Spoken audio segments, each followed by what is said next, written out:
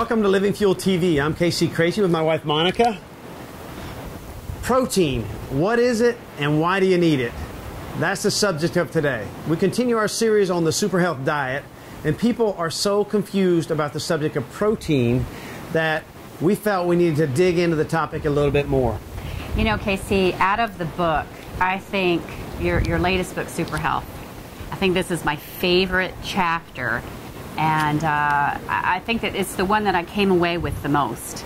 It's chapter 11, and it's called The Dynamic Role of Proteins in Weight Loss. Yes, protein has been misunderstood for generations now. If you ask 99 performance athletes or 100 performance athletes, 99 of them will tell you protein is the most important nutrient. Yeah. But if you ask 100 doctors, they will be all over the place in their answers. In fact, many of them will tell you that you don't want to overdo it because it's going to cause liver problems and kidney problems and cause all kind of problems in the body. So how could there be such a diametrically opposed position between the people who really get performance and the people who really understand health, or presumably understand health? Well, I think my first question would be, what exactly is protein? What does it do in the body?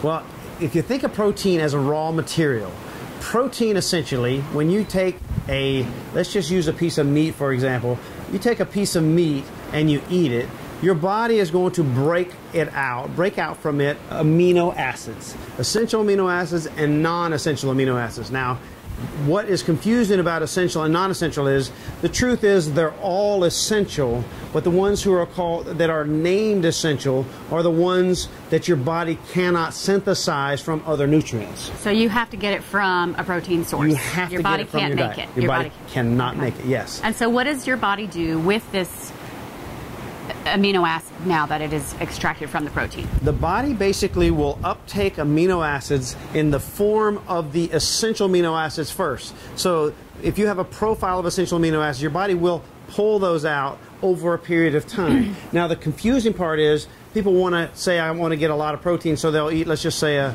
30-gram piece of steak. So a 30-gram piece of steak could take a couple of days to digest. So when you think about it, that really isn't an efficient protein. It is more of a time-released protein. So people say, what source of protein should I eat at what times? It really does matter what protein you get and what time that you get that particular protein. Okay, so how do you find out that information of what time you take your protein and how much should one take? Well, that is really a very good question, because people are so confused about how much protein to take. There are many people who believe that you just need a minimal amount of protein, that which you can get from normal vegetables, that you could get 30 or 40 grams of protein in a day, and that you can somehow thrive on that. But that really, the literature does not bear that out.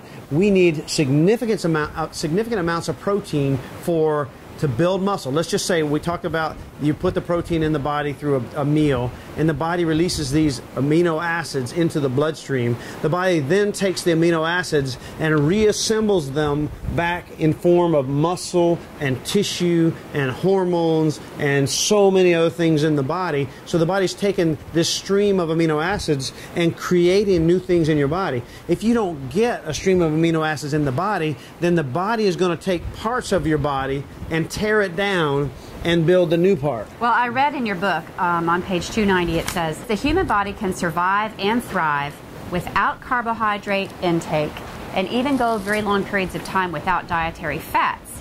However, protein deficiency during longer periods of time leads to death. So this is what you're saying. If your body doesn't get the proteins, it's going to start going into the organs to pull the proteins out, your muscles to pull the proteins out. Your body will tear down your body to build. It's like tearing down the bathroom to build the kitchen. So it's a really important thing. So many people, let's talk about weight optimization, because some of you need to lose weight, some of you need to gain weight, some of you just need to change the composition of your weight to more muscle and less fat and so on. But it really all the same basis, the same foundational needs apply. We talk about superfood nutrition in other places. Right now we're just talking about protein.